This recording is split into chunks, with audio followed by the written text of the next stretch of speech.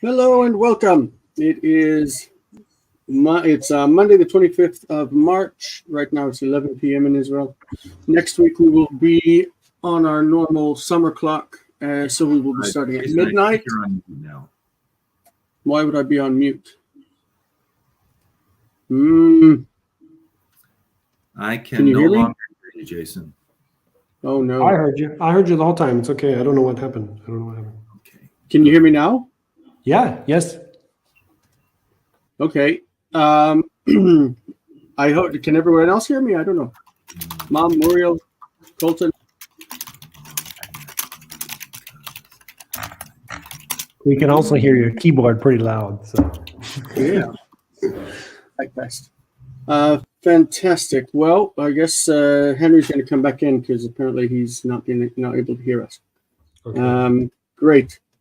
Del, welcome, and Jonathan, and my mother, Lori, and Colton, and Muriel. Welcome, guys. Good to see you guys. It's been. Did we meet last week? No, we had a week off. Yeah, we had a week off, so it's been a couple of weeks since we did this. So welcome back. Hopefully you're refreshed. Henry, can you hear us now? Yes, now I can hear you. Okay, fantastic. I don't know what's wrong. Don't know. That was really weird because before opening it, you could hear us. Great. So let us go ahead and throw the passages from Joshua up here on the screen. We're starting in verse 13 of chapter 7 today. Jonathan won't be joining us because he's got a major test coming up and he's not able to devote any time right now to other things. So here we go. This is Joshua 7:13, and why don't we start with Henry, our major guest, because this is only his second time with us. Yeah, well, thank you for that. It's always a pleasure to be a part of this when I can be. So, 𝗥𝗘𝗦𝗘𝗥𝗡 𝗥𝗘𝗦𝗃𝗘𝗠𝗢 כי כה אמר אדוני אלוהי ישראל חרם בקרבך ישראל לא תוכל לקום לפני אויביך עד הסירכם החרם מקרבכם. Sorry, I pronounced that wrong. Mikirvichem, right? So, rise, sanctify, or make holy, or separate the people, and say, sanctify yourselves tomorrow, for thus says the Lord, the God of Israel. Cherem is in your midst, O Israel. You are not able to rise before your enemies until you turn away the cherem from your midst. Okay. Oh, lasir is normally like to remove. Lasir. Oh, right. Correct. Yes, correct. You are right. To turn away, to remove the harem. Yeah. Right, remove the harem. That is correct. And the harem is something that's been devoted. So they're not supposed to take anything from everything in the city. It's supposed to be destroyed as a sacrifice to God. Correct. And somebody within Israel took something from the harem. Yeah. Yes. Great. And I think in the earlier we actually said his name, right? I think that we mentioned Achan. Yes. In the previous episode. Yeah. He right. is definitely the villain in this chapter. I didn't apologize before we started, but I've got the flu. So if I start coughing or something, please forgive me. I know I've been sick a lot lately, but it is what it is. Just notice one thing about the pronunciation of this word. It's not ko'amal, it's cho'amal, because it's connected with a conjunctive accent, the munach. And so it's ki cho'amal Adonai Elohim Yisrael. Yeah, that is, I don't doubt that you are right. We did not typically differentiate between the soft and the hard coasts when I learned how to read Hebrew at Wheaton. So, but really? I will defer to your expertise. So I have always pronounced them ki ko amar Adonai, whether they have dagesh in them or not. Do you also do that with Beck? You have Beck? No, we would do b and v, We would That's do right. good. It's the same principle. No, I understand. I'm just repeating how I got taught, not saying it was right. Interesting. Yeah. Can we right. talk about one thing there? Sure. In the verse, 𝗥𝗚𝗚𝗛 here is also in verse 12, Ready to go back. and it's translated kind of strange both times in the Septuagint. And to me, it seems like it's more than just to rise up, but to resist or to, yeah? Because you're saying 𝗥𝗚𝗚 lifnei. Did you say resist? Is that a word? Resist. Or resist. or to, yeah, something like this. And it's 𝗥𝗘𝗦𝗧𝗢𝗡 one time and 𝗓𝗘𝗧 one time. But it's okay. I mean, it's just a little observation. 𝗥𝗚𝗚. And then I have another little thing to show. The NRSV makes it, I think, proceed to sanctify the people. Like you get up and do it means go about doing it. Proceed to do it. And then there's one little thing I wanted to show. I did this today. If you put on a hat, it's called לחבוש. And if you take it off, it's called להסיר, like this, hasir. And this is a little thing for kids that I do with my kids. If you are interested in this. Yeah, we have different words for all kinds of articles of clothing to put on and take off. Yeah. But lasir is normally to remove. Yeah. I don't know if this is right, but my sense of the combination of kum lifnei implies some kind of military superiority in most cases. So they won't be able to stand before your enemies would be idiomatic for you won't be able to defeat them. I'm thinking that, so that may be why the Septuagint is using a more idiomatic translation in verses 12 and 13. Yeah, definitely. It's got the idea of that you can't stand before your enemies means you can't defend yourself against them or overcome them. Right. Definitely. Yeah. Any questions from the comments? Let's see. Well, Muriel says to Luke, great idea for teaching Hebrew to your kids. Thumbs up. Yeah, it's also a great way to learn. I've got quite a few books. Maybe we should do something about that, about just learning Hebrew, like Greek and Latin books that are all on YouTube. But I haven't found very much for Hebrew that I like. Yeah. I think Jonathan is his first time here. He said, "What's up, Colton? I'm in the Biblingo reading cohort with you." Biblingo's, I think everybody knows it, a program, application and program for learning the biblical languages. Fantastic. Definitely recommend it. And Colton recommends it highly because he's got access to it all. Great. Verse 14.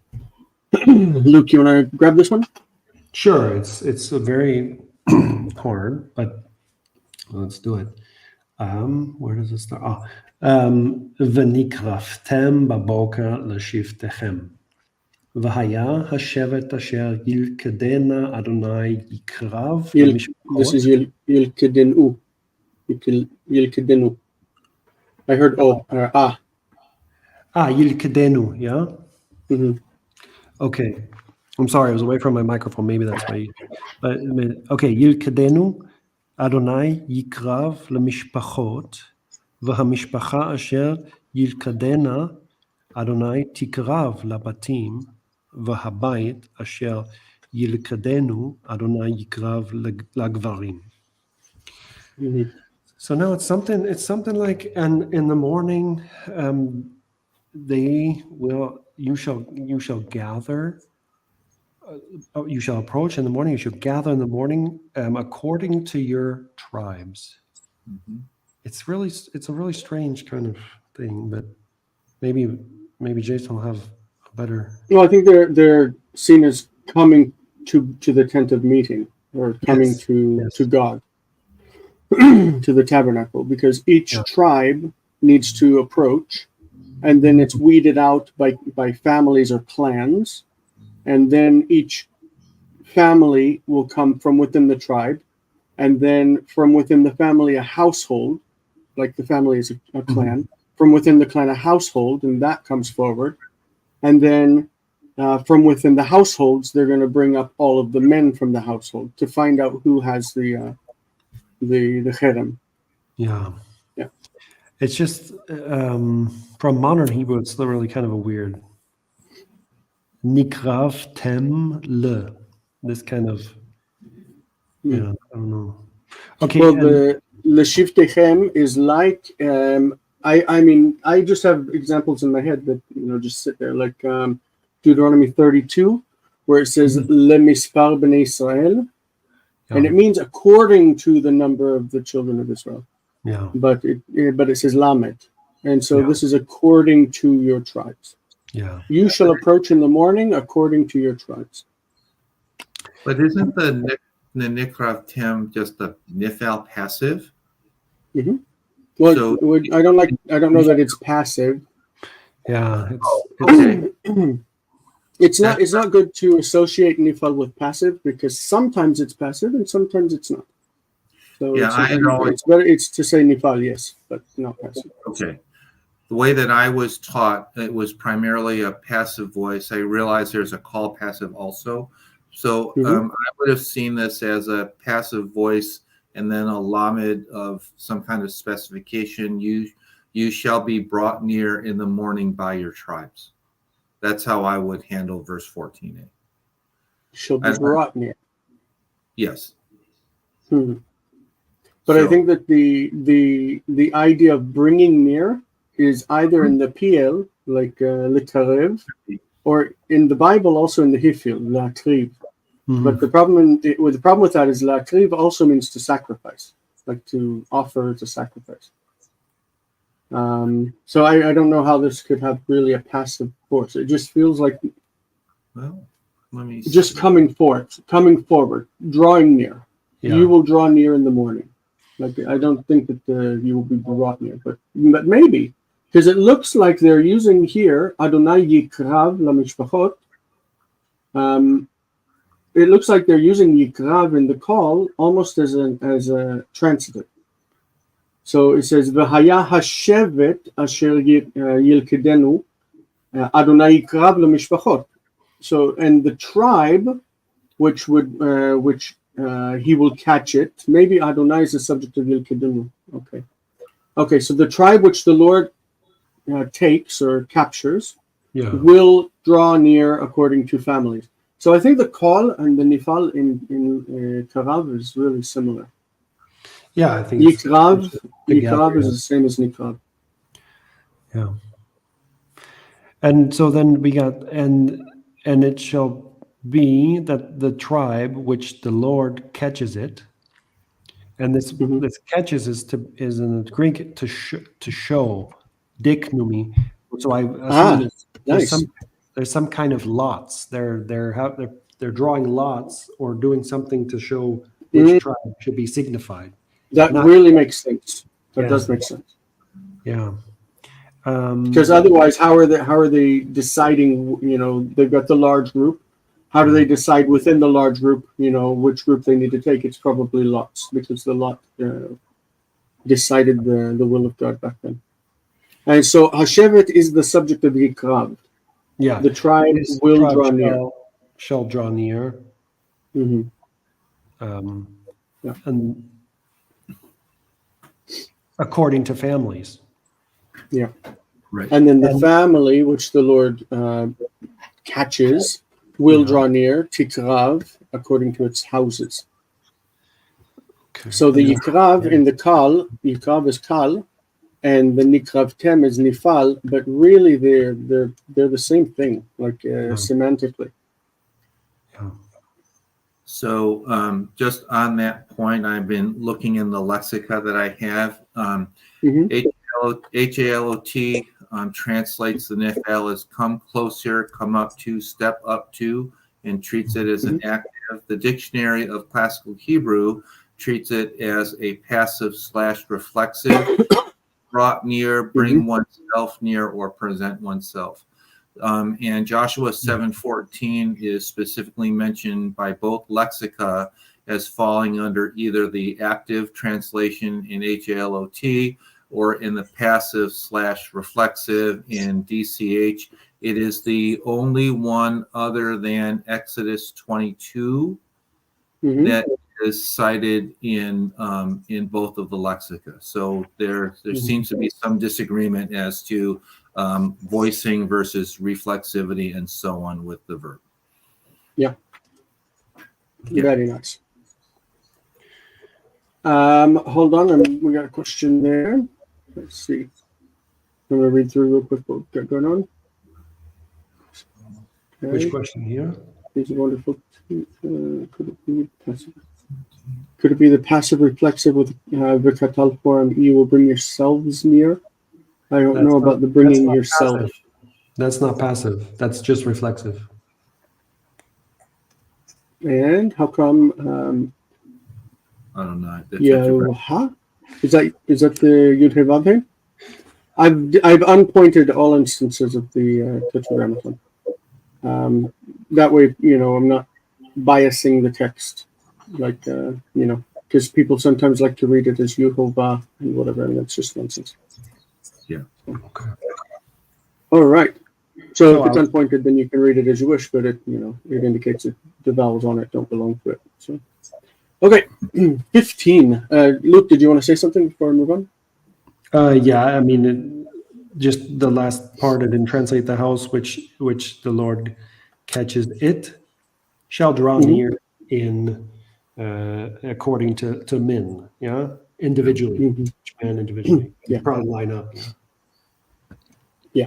Okay. It's interesting because the word 𝗥𝗘𝗦𝗘, like 𝗥𝗘𝗦 means man, but I always felt like 𝗥𝗘𝗦 was not a biblical word, but it is a biblical word. That's interesting. It's obviously in Aramaic. 𝗥𝗚𝗦𝗧𝗢 is men, but I didn't know that. I had this sense that 𝗥𝗘𝗦 was a word that we invented for modern Hebrew to say man, like a man as opposed to a woman, but it is a biblical word. No, from גיבור, von גיבור. Yep. והיה הנלכד בחרם יישרף באש, אותו ואת כל אשר לו, כי עבר את ברית אדוני, וכי עשה נבלה בישראל. Okay, והיה הנלכד בחרם, the one who is caught in the cherem. It's interesting that he's caught in the cherem, meaning that the cherem has also taken hold of him. Because whoever steals from the cherem, whatever has been devoted to God, he himself becomes cherem, which is why he will be burnt in fire. Because whatever is cherem has to be destroyed in fire. So he becomes cherem. He is nilkad b'cherem. He is trapped or caught in the cherem. And then we see, this is interesting, we have the nifal, right? In this case, the nifal definitely is passive. It says, will be burnt in the fire. But oto normally is the direct object, and the passive doesn't take a direct object. So let's imagine that he will be burnt in the fire, and then we should think, you will burn him and everything that belongs to him. This is the idea of this direct object, אותו ואת כל אשר לו. It's not that it is really the direct object of יישרף, because יישרף is the one who is trapped, the one who is caught. He will be burnt. And then אותו ואת כל אשר לו kind of picks up on that idea, but he is obviously the object of the destruction. So it's taking it as an accusative. כי עבר את ברית אדוני, because he trespassed the covenant of the Lord. לעבור, עבר, is often used when you violate something. So we say a violation of the law is an avera. Avera. This is the word for a trespass or violation. Maybe a crime, like pesha. וכי עשה נבלה. He did a disgusting thing, נבלה. He did a disgusting thing in Israel. A repulsive thing, nevala. This is very close to the word for nevela. Nevela is a dead body, a corpse. Nevela as opposed to nevala. You see the similarity? both of them are supposed to be something that's really gross. But we use the word nevala as an insult to people today. It's like they are disgusting, they're gross. But yeah, it's an old word. Nevela is a corpse, a dead body, which is also something that's gross. That's why it's related. Any comments or questions? Yeah, I just have an observation about the beginning. I would have taken 𝗥𝗘𝗦𝗘𝗥𝗡𝗚 with the harem, not as who was captured in the harem. I would have taken it as with. So he is captured being in possession of the harem. So the treatment of the bait as being a part of the harem is an interesting one to me. One I hadn't heard before. Yeah. Well, I think it could be taken either way. I would normally take like 𝗥𝗘𝗦𝗪𝗓, he was captured with it. Yeah, could be. My sense is that is more generally used of individuals than with things, but that's just a sense. I could easily be wrong on that. The other thing that's of interest to me is this. I hadn't noticed it until you mentioned the oto and the ve'et kol asher lo in conjunction with the nifel of Yisaref. I don't remember now. I'm trying to find it. I remember seeing a similar construction like that in Exodus 35, where the nifel was constructed with et, but the et indicated the subject of the nifel, not its object. And I'm trying to find where I posted that in the Facebook group, and I am not being successful. Well, I would say yes. It also happens in, excuse me, I believe in the book of Nehemiah, or Nehemiah, where you do find et marking a subject. And it's not even with nifal. It's just drawing out the subject and pulling it, like putting emphasis on it, separating it out as emphasis. There's also the Toledot in Genesis, where it says, and was born to him et, in the name of the child. Like it says, noladlo. Noladle et. I can try to find that if you'd like. Yeah, that is fun. I'm gonna do some. So if you don't mind, I'd like to skip verse 16 and then come back in a moment. If I can try and find that other one. It was, and then if I can't, then I'm not going to waste time. I'm not going to waste the group's time running this down. So. Well, if you want to look for that, I'll just have Luke take the next verse, and then you'll come in after him. Sure. Okay. Yeah, I can take it. So the Septuagint sidesteps the 𝗥𝗘𝗦𝗪 and doesn't have it in there. But before we go on, sorry, there were a couple of questions here I don't want to miss. Okay. Let's see. I'll just go down because it's too much reading. It looks like DCH says it can be reflexive in the nifal, though, according to what Henry was reading. Okay, I don't know how it would, like, bring yourselves closer. Like, I don't know. I don't get the reflexive thing. I don't know. Nifal reflexive is not passive. Is it just reflexive? It's really, I think it's detrimental to assign these classifications to Hebrew. Because when you say that it's reflexive, I mean, like, would you say 𝗕𝗘𝗦 is reflexive? That's what most people say. We have, like, the word for making a telephone call. You call someone is 𝗕𝗘𝗦𝗘𝗥𝗡𝗚, to be connected, like to make a connection with them. To connect to something like the internet is 𝗕𝗘𝗦𝗪.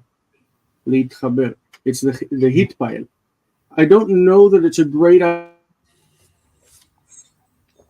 I design the sense of reflexivity to Hebrew verbs. I don't know. It seems like giving them these labels, passive, reflexive, all of these things. Passive is only really relevant if you have an active form. Like if you have an active form that says, I connect it, then the passive would obviously be whatever, like if it's PL, 𝗥𝗘𝗦𝗪, then the passive would be mechubar or yichubar, right? The passive, because there's an active form, to be connected to whatever. So if there is no transitive form of the verb, if the verb never takes a transitive sense, it's kind of strange to say that it would be passive in the nifal. Yes. You know what I mean? That's a very good point that my Hebrew teachers at Wheaton didn't mention much, but when I started taking linguistics at Claremont, I got to focus more on the issue of transitive and intransitive verbs and how they are changed by being in the different binyam. So your point is well taken. So like, as an example, lishlot, shalat, is to control, and nishlat is to be controlled. So that makes sense because shalat has this transitive sense. I control the weather, and the weather is controlled by me. I'm a big government. So it makes sense for it to have passive, but passive doesn't really sit with the nifal in all forms. So we have the word nichnas. Nichnas means to enter. Likanes, nichnas, and you can't assign any passivity to it. It just means to go in. So that's just one example. Okay, I think we've dwelt on that long enough. Wait, you can't. It says it depends on the verb. What's it? Couldn't you say that kanas is to gather and nichnas is to be gathered? That's lehit kanes. Lehit kanes. But to gather is a transitive verb. It takes an object. So the gathering people together is with the pl, lechanes. Yeah. Lechanes. Lechanes, So okay. it would be in the pual or in the hitpael, lehit kanes. Lehit kanes is to be gathered together, or lehit kahel. So if we took kahal, like to gather an assembly, we can do nikhal, we can do a nifal on that, like a passive on that. Yeah, but there is kanas in the kal, it's also found in kal, and the pl is, I mean, in modern, of course, right? But I would just say I agree with what you said. It's helpful when you're learning vocabulary if you just say if a root is used in kal and nifal and pl and hitpael, then it's usually say 60% of the time it's that the kal is the simple, the nifal is the passive form of that same one, the pl is the intensive one, and the hitpael is the reflexive one. But it doesn't. I like intensive. I do like intensive.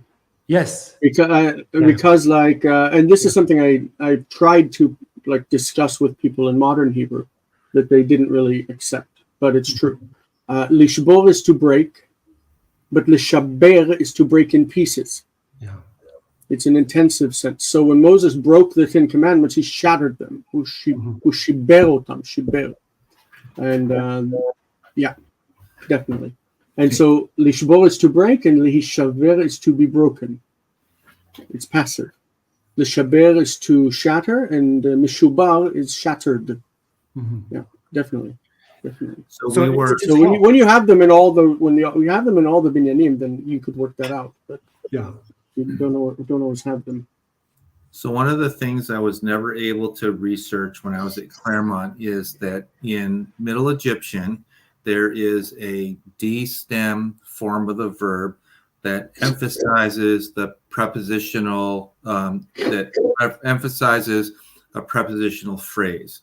So it would be in English, it was the White House that he went to, not the Blue House. It was the fast car that he wanted, not the slow car. And I've always wondered. I think it was Zalotsky was the Middle Egyptian grammarian that came up with this. I've always wondered if there is some vestige of that in Hebrew for the difference between the call, the PL, and the hifil for transitive verbs. I've never had the time to run it down, but I've always just wondered if the difference between the PL and the hifil is that the PL would emphasize an adverbial complement, but the hifil would simply be the causative or the intensive stem of the verb. But anyway, that's based on what we were talking about before everything got started. No, I don't think. I've heard people say that they think that the natural form of verbs in Hebrew is the PL, the D stem. Like all verbs start with like that would be if a word is formed, a new word. Like if we bring words into Hebrew from English or from Russian or whatever, then the PL is the form that they take for some reason, almost always. Interesting. I didn't know that. Yeah. So like telephone, you say letalfen. Letalfen is a PL form. For some reason, it pulls in as PL. There we go. Look at this comment by Jordan. Well, just I was just hold going to on. say Colton says first, the passive doesn't take a direct object. With reflexive, the direct object and the subject are the same. That's simplified explanation, but works for now. Yeah. I was going to say, Jordan. Hey, Jordan, what's up? Yeah.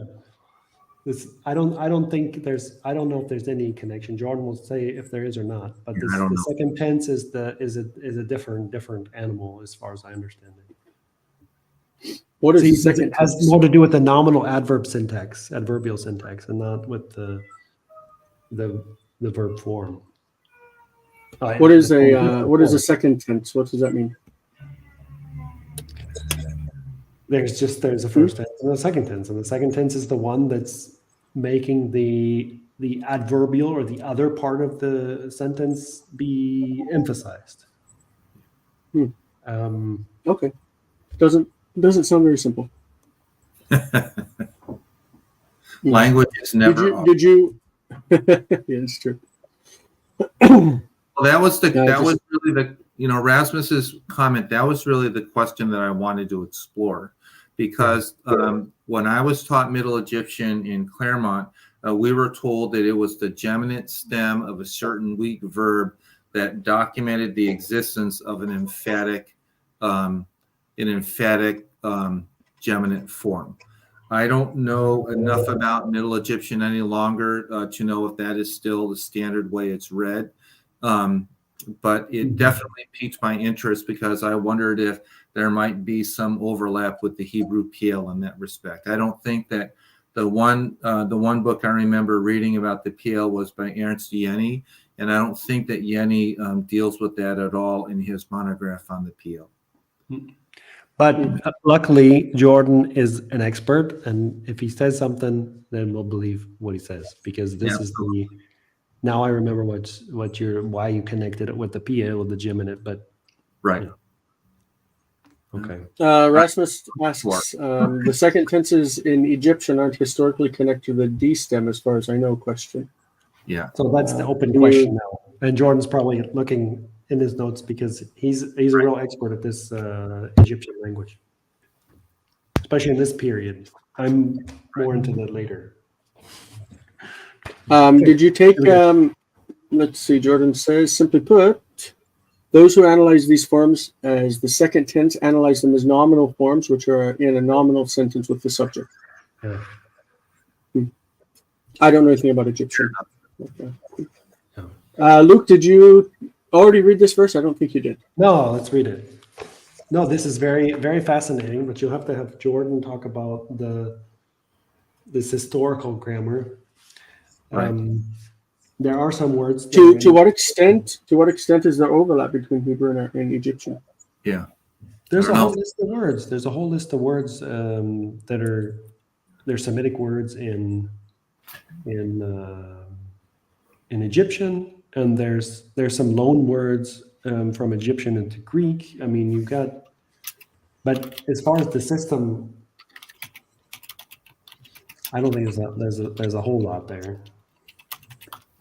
Yeah. Okay. Who knows? Okay. Vayashkem Yehoshua b'boker vayakrev et Israel lishvatav vayilached shevet Yehuda. Okay, and Joshua got up early in the morning, and he gathered or brought near. This is the Hiphil, and he brought near Israel according to its tribes, and the tribe of Judah was shown or caught. Yeah. Mm-hmm. Good. Normally, the verb lachad means trap. So it's an interesting use here. It's interesting. And of course, 𝗥𝗚𝗦𝗘𝗧 is the short form of 𝗥𝗘𝗦𝗧𝗑𝗑. 𝗥𝗘𝗦 is the Hifil imperfect. He will draw near. 𝗥𝗚𝗦𝗘𝗧, he drew near. He made draw near. That's definitely transitive there. Brilliant. Any questions? Any comments? I think we're good. That was pretty straightforward. Just Interesting. 𝗥𝗘𝗦𝗡, right? What's it? 𝗥𝗘𝗦𝗡? Yeah, the same phenomenon, 𝗥𝗑𝗦𝗡 and 𝗥𝗘𝗧. Yeah. So 𝗥𝗘𝗦 is the future, like he will get up early. 𝗥𝗘𝗦 and 𝗥𝗚𝗦𝗘𝗦. So the E in the Hifil becomes tzere. 𝗥𝗚𝗦𝗘𝗦. 𝗥𝗚𝗦. Yeah. In wine green, we are in exercise 16, which deals with the kal of the vav consecutive. So we'll be starting that in about 20 minutes. I don't know who's going to be joining me. Maybe Colton. That would be nice because Jonathan's not with us today.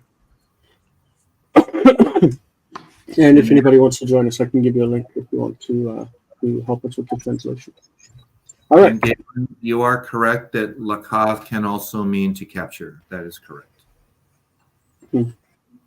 So the tribe of Judah was caught. It's also used for taking a city. Like you capture a city, you take a city. So, yeah. Cool. So the tribe of Judah was caught. It means that they were the ones that the lot fell to, probably. Right. Yeah. Okay. You were going to look for something, Henry. Did you have time to look for it? Yeah, I actually shared a note with you. Martin Shields posted a list of all the places where a nifal was followed by an et, indicating its subject. So that is fantastic. Yeah, so I found that list. I sent it. I can't post publicly, but I would encourage you to do that if there's anyone that's interested in having that collation of it. Yeah, I've just thrown it out there. I think it split it up into two comments. I think the one, it should be Jeremiah 35. Oh, yeah. Yeah, that's because it broke it. Jeremiah 3 and Jeremiah, and then 5:14. So that's 35:14 for those who are looking in the chat. So anyway, if anyone's interested in checking those, then those were provided by a Hebrew scholar on a Facebook page. And I would think that those ones from Genesis have to do with genealogies, like so and so was born. Only the one in chapter 4, 17, 21, 27, and 40. Those are not Toledot chapters. They may be genealogical in nature. So and so was born to so and so, but they aren't formal genealogies. And actually, even Genesis 4, that's in the Cain and Abel stories. So that's not typically a genealogy. I just remember running into it quite a bit when I was reading through Genesis at the beginning of the year. Yeah. All right. Fair enough. Great. And so you're doing 17. I wrote here mishpachot in parentheses, BHS suggests it because it makes better sense, but it would be the easier reading. The harder reading, of course, is the one that's in the text, which is mishpachat.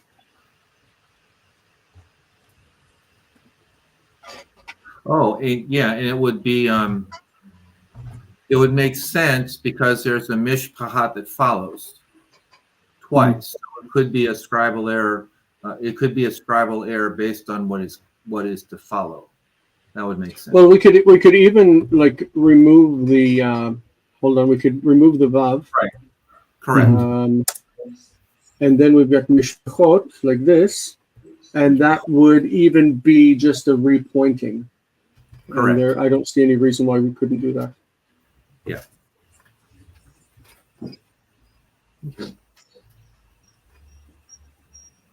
Okay. So you want to read? Sure. ויקרב את משפחות יהודה וילכוד את משפחת הזרחי ויפרד את משפחת הזרחי לגברים וילכד זבדי. So I'm sorry that my reading isn't as fluent as others. So he drew near the families of Judah, and he identified, captured, caught the family of 𝗥𝗘𝗦𝗧𝗢, and he brought near the family of 𝗥𝗘𝗦 according to their men, which I wonder if there's not a connotation of the fighting men, the warrior men, who would have had an opportunity to take some of the cherem, since they're using gever instead of ishim or anashim. And Zavdi was identified, captured, caught, however we want to translate lachad. Brilliant. That really that makes sense. That it would be fighting men, the ones that were involved in the destruction, and also should not have taken from the city anything that was there to be destroyed. Correct. Great. Did you translate it? Yeah, you did. I just did. Sorry, my brain isn't functioning. It was mostly right. So again, 𝗥𝗘𝗦𝗡𝗙, he will bring near, cause to come near. 𝗥𝗘𝗦 becomes 𝗥𝗓𝗩 in verb consecutive. 𝗥𝗘𝗦𝗜𝗙, 𝗥𝗘𝗠. And the other thing that to me that's interesting here is the other thing that's interesting in verse 17. What's that? Sorry. The other thing to me that's interesting in verse 17 is that in verse 17a you have vayilked et mishpachat, and then in verse 17b you have vayilaked zavdi. So he captures or he identifies the family of 𝗥𝗘𝗦𝗧𝗢, but then Zavdi is captured. So that here it looks like the call and the nifal are functioning semantically in the same way. I had not noticed that when I read. Well, this is transitive. He caught the family, and in this one, Zavdi is actually the subject. So this is passive. Understand, but the semantic is the same. Yeah. Okay, doke. ויקרב את ביתו לגברים. Okay, so Beito is the house of, what was it, Zavdi? Zavdi. Zavdi. So Zavdi. לגברים. וילכד אחן ben Karmi, ben Zavdi. So Zavdi was his granddad. Because Achan was the son of Karmi, and Karmi was the son of Zavdi. Ben Zerach, Lemata Yehuda. Okay, so this is Zerach. Belongs to the tribe of Judah. He brought forward his house, that is the house of Zavdi, according to their men, and Achan was caught or identified, the son of Karmi, the son of Zavdi, the son of Zerach, who belonged to the tribe of Judah. Right. Okay, pretty straightforward. We're probably going to make it to verse 20 that you were talking about before. Okay. No difficulty. So Henry, we're back to you. We're going to go back to the regular order.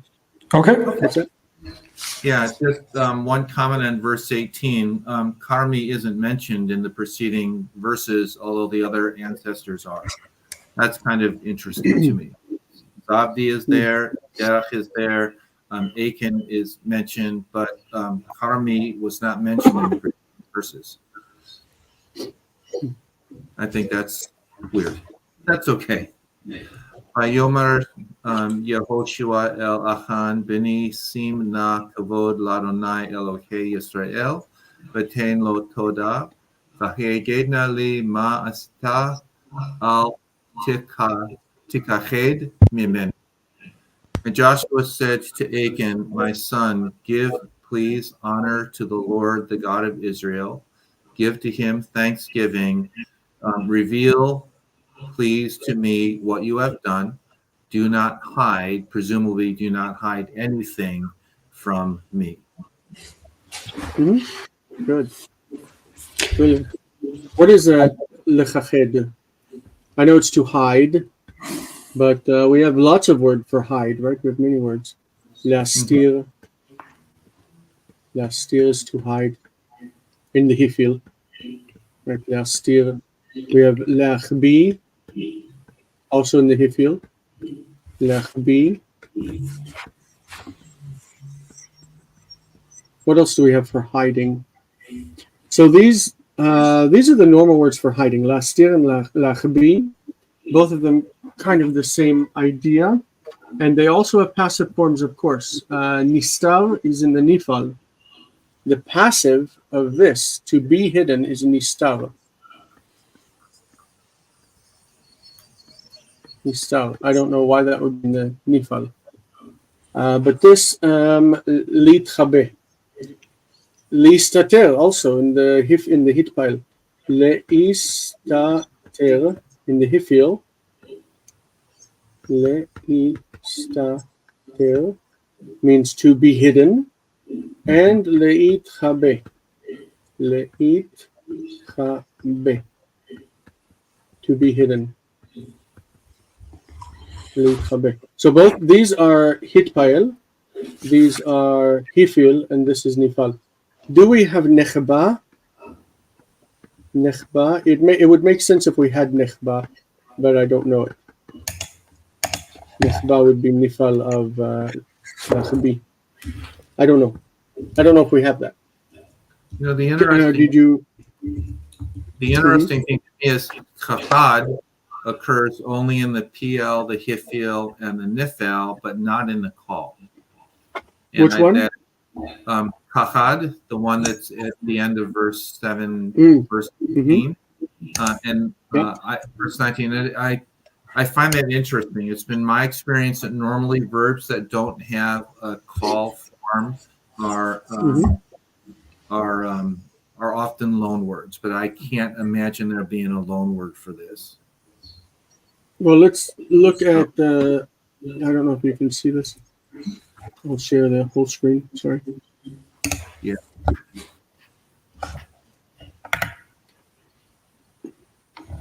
All right. So on the right, I have 𝗕𝗏𝗏, or whatever it's called.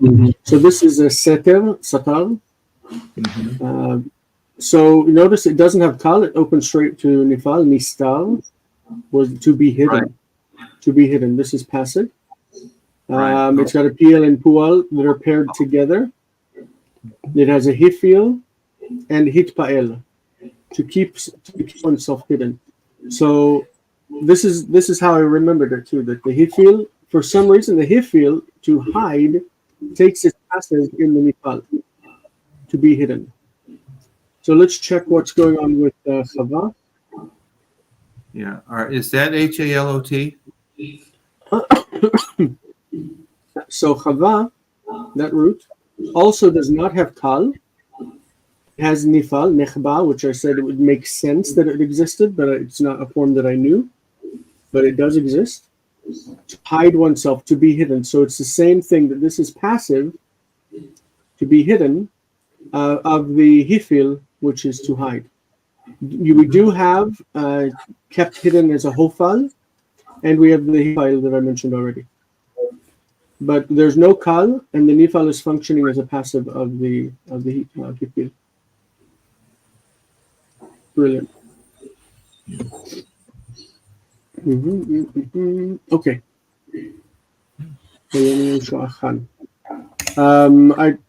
So lechached is another form for hiding. Don't hide anything from me. All right, Luke, verse 20. No, wait a second. I want to comment on this todah. I think todah is not here a thanksgiving offering, but a confession from the root vav dalet yud. It seems to me that the Septuagint has got that correct, because you can't bring a todah offering for a sin. It'd be a asham or something different. And lodot means both to confess and also to give thanks. Yeah. So I think I don't think I translated it as an offering. No, but you said give thanksgiving, and that's the wrong idea. The idea is give a confession. Confess to him. Okay. I see what you're saying now. Yeah. And then the second thing is it wasn't really clear, but you say 𝗥𝗚𝗚𝗧𝗢, 𝗥𝗚𝗦𝗧𝗢. This normally it's the ma, but if you have a ayin with the patach, or a chet with the patach, or a he with the patach, it turns into may. Yeah. Oh, did I pronounce that wrong? I think you said ashtar or something, but but 𝗥𝗚𝗚𝗧𝗢. Sorry, 𝗥𝗚𝗚𝗧𝗢. And this is I may have pronounced that wrong. yeah. This is the same principle that leads to 𝗥𝗚𝗦𝗬𝗓𝗓𝗏, the cities. 𝗥𝗚𝗦𝗬𝗓𝗏.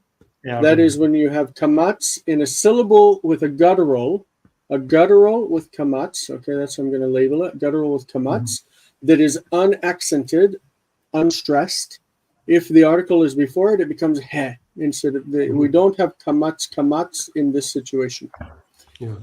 It's also what led to the pronunciation of echad as echad instead of achad, because you've got this kamatz here. So you don't want a kamatz in front of it, so it's echad. The same principle. I said when it's unstressed, when it's unaccented, but it's not really the case. The guttural with kamatz, if it's chet with kamatz, then it's always the case, even if it's stressed. In this case, the stress is here, echad, but this still, because it's chet, only the letter chet before it will be eh. Like it's the same principle that plays around. So instead of saying ma'asita, which is what you would say in modern Hebrew, everyone will say ma'asita. You say me'asita. Hagedna li me'asita. Tell me, I pray, what you did. Yeah, me'asita. If you check that verb toda in the lexica, BDB says thanksgiving and translates give praise to. DCH says praise given to Yahweh, perhaps confession. And HELOT suggests that it is some kind of a doxology in court. So it looks like there's some differing opinions on the way in which Toda is being construed here. No, they're all, I think, pretty much in line with your idea. But to me, it seems much more natural to take it as a confession. But you do have kavod before there, so I mean, right. But the normal word for confession, just so we know, is vidui. Vidui, yeah, vidui, of course, from hodo. But this, it's not that far-fetched if the translator of the Septuagint saw this and thinks about that root, thinks about the other. Yeah. Mm-hmm. We used to play games. Like I had a friend, still a friend. I don't see him much anymore. But we would say Yeshli vidui, I have a confession, and then we'd tell something about ourselves. It was fun, like when we were younger and we're getting to know each other. So Yeshli vidui is a confession or something to tell. All right, very nice. Verse 20.